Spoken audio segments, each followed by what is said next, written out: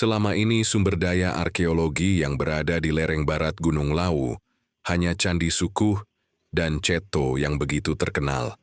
Padahal kedua candi itu merupakan sebagian saja dari sumber daya arkeologi di lereng barat Gunung Lawu.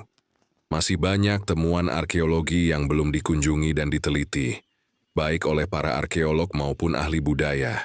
Sebaran tinggalan arkeologi di daerah ini meliputi masa prasejarah hingga kolonial.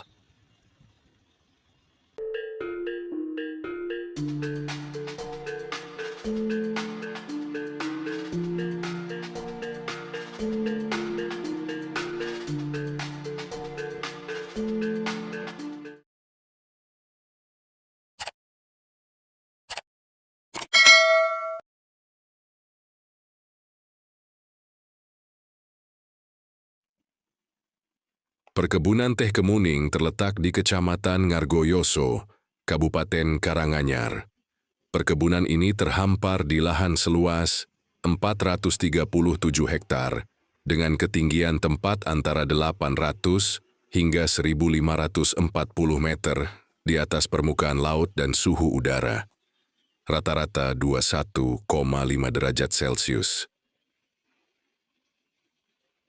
Pemandangan kebun teh kemuning yang indah di sisi kanan dan kiri jalan dalam perjalanan menuju ke sana. Udaranya juga sejuk yang segera menyambut para wisatawan saat mulai memasuki kawasan Ngargoyoso. Saat sampai di kebun teh disuguhkan hamparan perkebunan teh yang luas dan melihat proses pemetikan teh oleh sejumlah petani. Selain itu juga disediakan fasilitas olahraga bersepeda, para layang, terjun payung, camping maupun kegiatan outbound lainnya, juga tempat untuk bermain untuk anak-anak.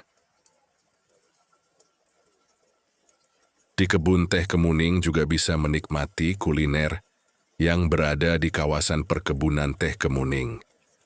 Kuliner yang tersedia di perkebunan teh kemuning salah satunya adalah rumah teh Ndoro Dongker.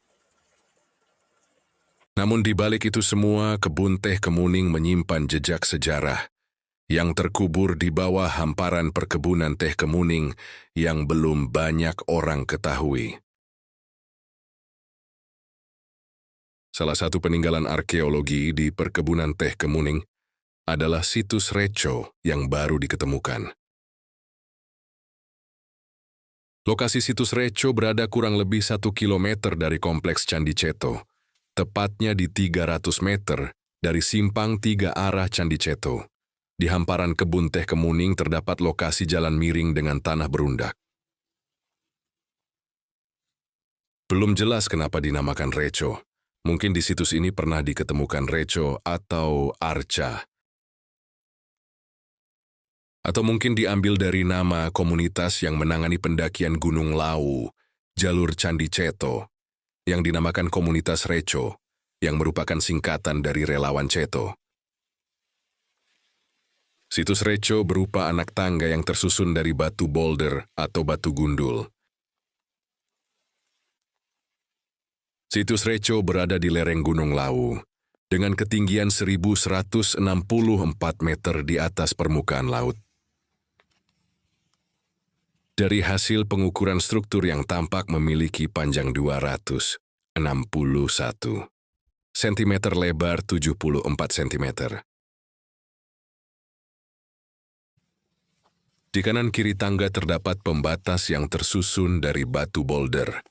Melihat situs ini, saya jadi teringat dengan situs Ondo Budo di Dieng, yang merupakan jalur peziarah menuju dataran tinggi Dieng.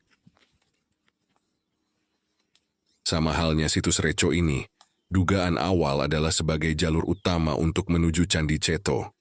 Karena jalan ini diketemukan terpisah, bisa jadi masih banyak yang masih tertutup tanah.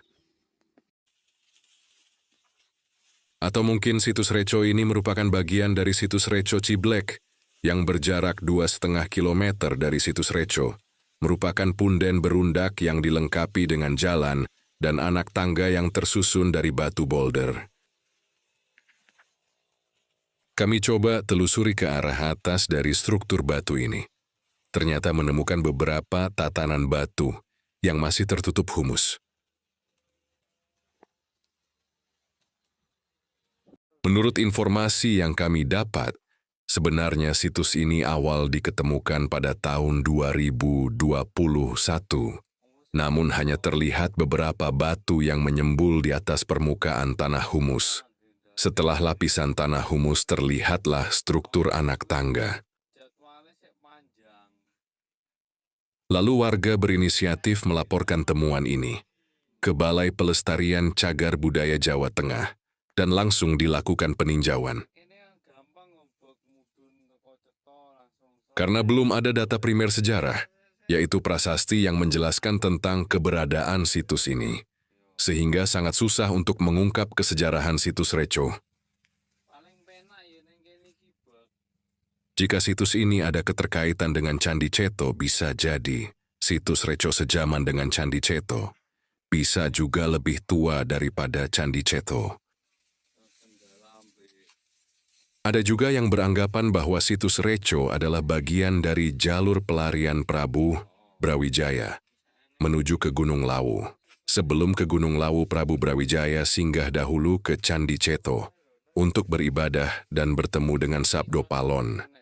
Setelah dari Candi Ceto, Prabu Brawijaya melanjutkan perjalanan ke puncak Gunung Lawu. Kesimpulannya, situs Reco merupakan aset budaya yang berharga. Semoga informasi ini bermanfaat bagi masyarakat dalam memahami dan melestarikan warisan Nusantara.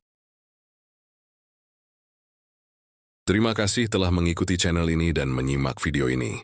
Hingga akhir video, sampai berjumpa kembali di episode selanjutnya.